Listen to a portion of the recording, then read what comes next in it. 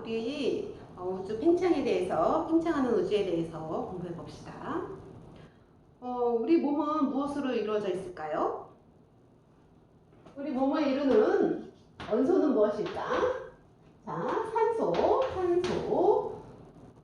수소, 질소, 그 다음에 인황, 철, 아연, 마그네슘, 칼슘, 여러 가지 기타 등등 이런 원소들로 우리 몸이 이루어져 있어요. 이것에 대해서 되게 유명한 사람, 칼 세이건이라고 들어봤으려나? 코스모스라는 이렇게 두꺼운 책을 쓴 사람인데, 칼 세이건이 뭐라고 얘기하냐 하면은 We are made of star stuff 라고 얘기해요. 우리의 몸은 별의 재로 이루어져 있다. 별과 같은 재질로 이루어져 있다 라고 해석할 수 있어. 우리가 별 부스러기라는 뜻이지. 그래서 여러분들이 이렇게 반짝반짝 예쁜가 봐요. 자, 또 이 칼 세이건이 뭐라고 얘기하냐면은, 만약에 아무것도 없는 상태에서 사과 파이를 만들려면 우주부터 창조해야 된다 라고 얘기를 해요. 자, 우주가 당연히 세상에 있어야 그 다음에 사과도 있고 밀가루도 있고 사람도 있고 가능하다라는 얘기죠. 사람들은 아주 옛날부터 이 세상은 어떻게 생겨났고, 언제 생겨났고, 어떤 모습이었고, 어떻게 진행되는지, 그리고 그 끝은 어딘지에 대해서 되게 많이 궁금해했어. 1000년 전에 쓰여진 성경책은 우리 인류가 가장 많이 읽은 책이야. 그래서 기독교인이 아니어도 꼭 한 번은 읽을 것을 추천합니다. 자, 성경책엔 맨 앞부분에 뭐가 있냐면 창세기라고 해서 세상의 창조에 대한 이야기가 나와요. 창세기에 어떻게 나오냐 하면은, 하느님께서 빛이 있어라 라고 하시니 빛이 있었다. 그리고 이게 세상의 시작이었다라는 거야. 지금 생각해봐도 좀 맞는 말인 것 같아. 자, 옛날 얘기고 이건 이제 뉴턴을 한번 생각해 봅시다. 뉴턴은 뭘 이야기하냐면은 만유인력을 얘기해. 그리고 이 만유인력에 의해 입각해서 우주가 무한하다라고 생각을 해.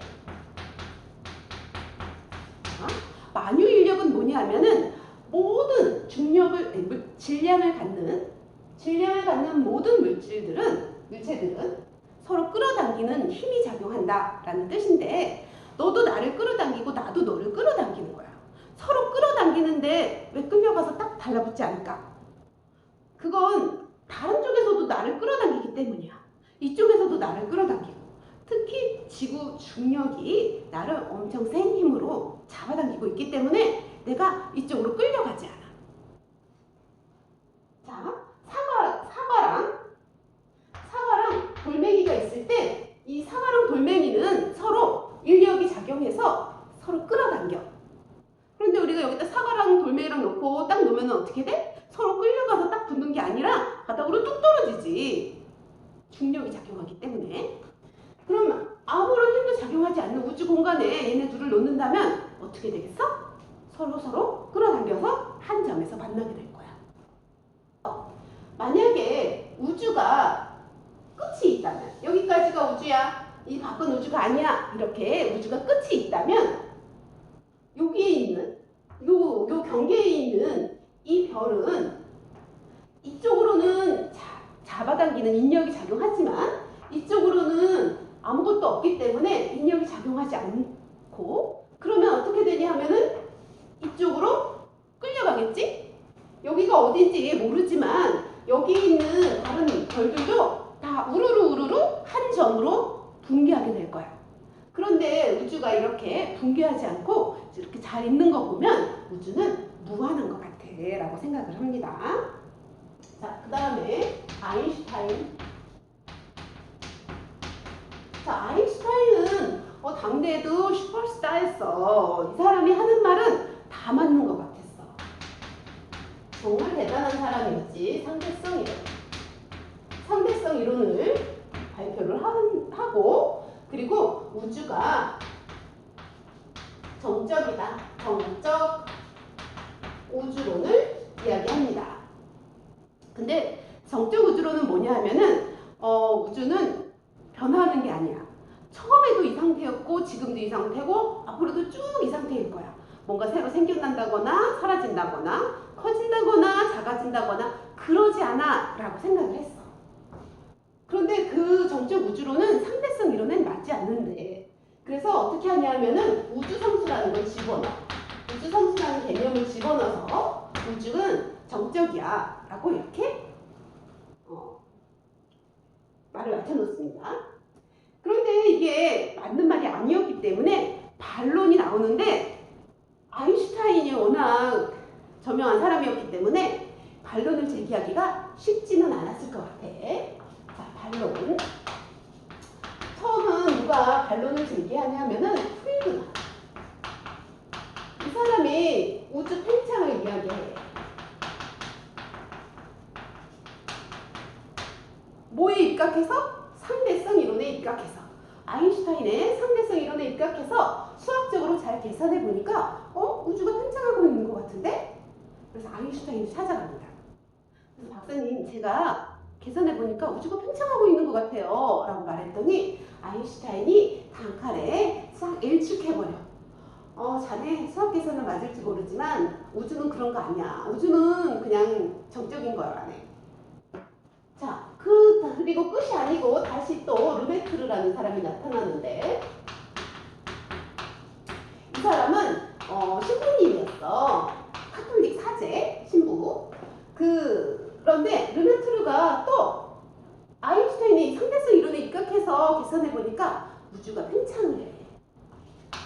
우주가 팽창을 하는데, 그런데 우주는 어떻게 팽창하냐면은 거리와 속력이 비례해. 이걸 어떻게 알아냈냐 하면은 저 상대성 이론, 그러니까 물리 법칙에 의한 계산으로 예측을 하는 거야. 우주가 팽창하고 있다. 자, 이걸 그래프로 그려보면 어떻게 되냐 하면 속도, 거리 그래프, 가까운 애는 천천히, 멀리 있는 애는 빠르게, 이런 식으로 우주가 팽창하고 있어. 이 기울기도 구해서 거리와 속력이 비례한다 라는 거를 알아내고, 이제 르메트르도 아인슈타인한테 찾아가서 얘기를 해. 우주가 팽창하는 것 같아. 그랬더니 또 아닐세, 자네도 틀렸네. 지난번에도 그렇게 말하는 사람이 있었어 라고 하는 말을 듣고, 나만 이렇게 생각하는 게 아니구나 라고 생각하고 더 열심히 연구를 해서 논문을 발표합니다. 1927년 프랑스어로.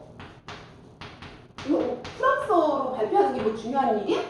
벨기에 사람인데, 르메트르 못 들어봤잖아.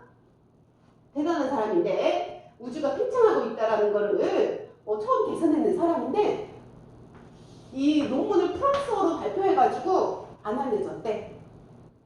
프랑스어로 논문을 발표한 게 르메트르가 안 알려진 결정적인 이유래. 그러니까 어떻게 해야 돼? 논문을 발표하려거든 영어로 발표해야 돼. 당연히 지금 누가 과학 논문을 발표하면서 뭐 일본어나 한국어나 프랑스어나 이런 걸 발표하지 않아. 다 영어로 발표해. 그러니까 여러분들 영어 공부 열심히 해야 돼. 자, 프랑스어로 논문을 발표를 했는데 안 알려졌어. 사람들이 잘 논문을 안 읽어봤대. 왜냐하면 이 사람이 신부님이었잖아. 이 신부님이 우주 팽창을 얘기하니까 교황님께서 지지를 막 보내주셨어. 자네 훌륭하네, 맞다네. 성경 말씀이랑 딱 맞잖아. 그런 거야. 그러니까 동료 과학자들이 뭐야, 신부님이라고 성경 얘기하고 있는 거야? 라고 하면서 잘 안 읽어봤나 봐. 그래서 안 알려지고 누가 나타나냐 하면은 이제 우리 다 알고 있는 사람, 허블이 나타나. 허블 이름은 다들 들어봤잖아. 왜냐하면 허블 우주망원경이 있어서 우리가 이름을 이미 좀 익숙한 것 같아. 지금 얼마 전에 올라간 그 우주망원경 전에는 다 허블 우주망원경이 찍은 사진들이었어. 자, 허블은 우리 인류가 우주를 생각하는 것에 대해서 크게 두 가지를 바꾼 사람이야. 뭐냐 하면은 예전에는 허블 이전에는 우리 은하가 우주라고 생각했어. 그러니까 우리 은하 자체가 그냥 우주 전체다라고 생각했던 거지. 그런데 그게 아니잖아. 안드로메다 은하가 있어. 이게 안드로메다 은하가 우리 은하랑 제일 가까운 은하잖아. 그러니까 제일 먼저 발견했겠지? 가까우니까. 그런데 이 안드로메다 은하가 예전 이름은 안드로메다 성운이었다. 그러니까 이렇게 뿌옇게 이렇게 되어 있으니까 제 성운인가 보다. 우리 은하 안에 있는 성운인가 보다 했어. 그런데 허블이 잘 관측해 보니까 저 안에는 별도 수도 없이 많고 거리가 너무 멀어. 우리 은하라고 하기. 그래서 우리 은하 말고 또 다른 은하가 있는 거구나. 우리 은하 바깥에 또 다른 은하가 많이 있구나 라는 거를 이제 허블이 처음 알게 됩니다. 자, 그리고 또 뭘 얘기하냐면은 은하들이 팽창을 하는데 멀어지는데 은하가 멀어지는데 멀리 있는 거는 빠르게, 먼 건 빠르게, 가까운 건 천천히 멀어진다라는 거를 어떻게 알아내냐 하면은 적색편의로 알아내.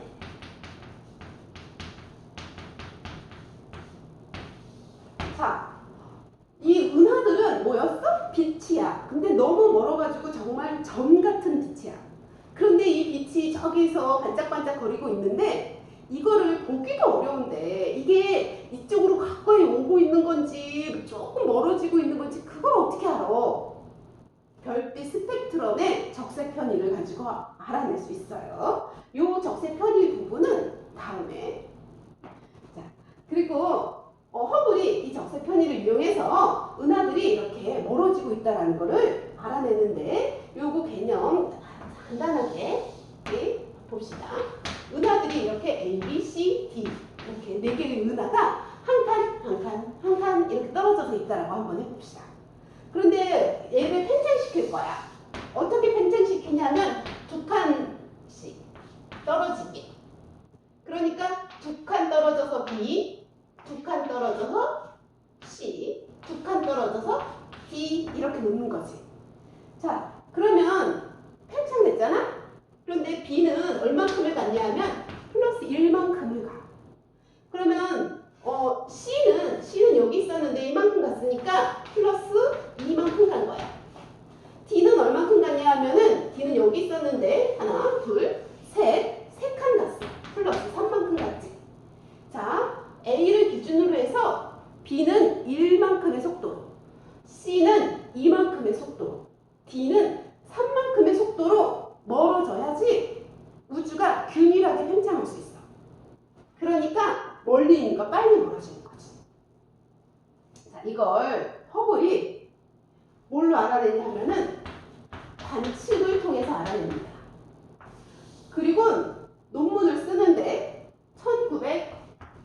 1929년에 2년 후야 논문을 발표해. 이걸 뭐라고 얘기해서 발표하냐 하면은 허블의 법칙.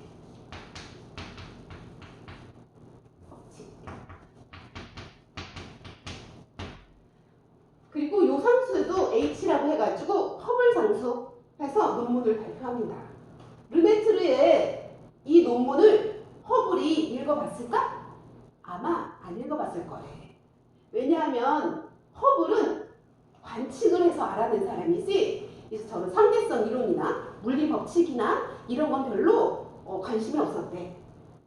그래서 허블이 이 허블의 법칙을 관측을 통해서 증명하면서 우리 인류가 더 이상 우주가 팽창하고 있냐 수축하고 있냐 아니면 그냥 그대로냐 이런 것에 대한 이견이 없어졌어. 그냥 받아들이게 됐어. 자, 그러면 아인슈타인 어떻게 해야 돼? 이불킥 해야 돼. 내가 왜 그랬을까? 엄청 후회를 했대. 나의 흑역사 그랬겠지? 자, 그래서 아인슈타인이 허블을 찾아가서 당신의 말이 맞습니다. 르메트르도 찾아가가지고 박수 쳐주고 그랬다네. 자, 그러면 이제 이 허블의 법칙이 언제까지 허블의 법칙이었냐 하면은 2027년에 논문을 르메트르가 발표하고 1927년에 논문 발표하고 1929년에 허블이 논문 발표하고 그 다음에 1930년쯤에 이 사람이 또 영어로 논문을 번역을 해. 르메트르가 이게 그래도 또 알려져가지고 영어 번역을 요청받았겠지? 번역을 하면서 이 허블의 법칙 부분을 빼. 왜? 그거 이미 허블이 자기 이름 붙여가지고 이미 발표했는데 그걸 뭘 다시 해 라고 하면서 그 부분을 뺐대. 왜? 명예욕이 없는 분이셨어. 신부님이셔가지고 내가 우주에 관해서 알아내고 싶고 그걸 얘기하고 싶지만 이미 이거 다 허블이 얘기했는데 그걸 뭐 또 얘기하나 그러셨겠지? 자, 그래서 이게 허블의 법칙이라고 언제까지 허블의 법칙으로 되냐면은 2018년 이 허블의 법칙의 이름을 바꿉니다. 물론 허블도 르메트르도 다 안 계셔. 그런데 후대 과학자들이 허블, 르메트르라고. 왜냐하면 아무리 허블이 관측을 통해서 알아냈어도 대부분의 이런 법칙의 이름은 처음 알아낸 사람이 이름을 붙이는데 그렇지 않았지만 지금이라도 이름을 바꾸자. 허블 르메트르 법칙으로 하자라고 해가지고 2018년에 이름을 바꿉니다. 자, 여기까지가 팽창하는 우주예요. 근데 여기는 시험에 나오는 건 없어. 여기까지 시험에 나올 건 없어. 내가 시험에 나온다는 거 얘기한 거 하나도 없잖아. 그치? 시험에 나오는 건 이제 다음 부분. 우주에 팽창은 하는데 어떤 모습으로 팽창하는지 빅뱅 우주론과 정상 우주론에 대해서 또 논쟁이 생기고 그 논쟁의 근거는 뭔지 이런 것에 대해서 다음 시간에 할 거고 그리고 그 부분은 시험에 꼭 나오는 부분이니까 우리가 기존 끝 열심히 공부해 봅시다.